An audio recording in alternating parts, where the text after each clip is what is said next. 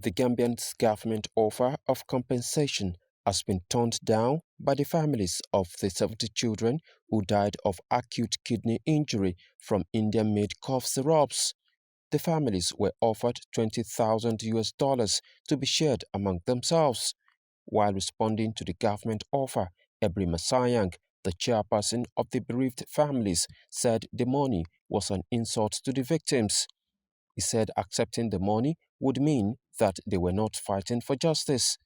The families of the late 70 children also want the Gambian Medicine Control Agency to withdraw its initial claim that the children had died in flood waters and not from the imported Indian-made drugs.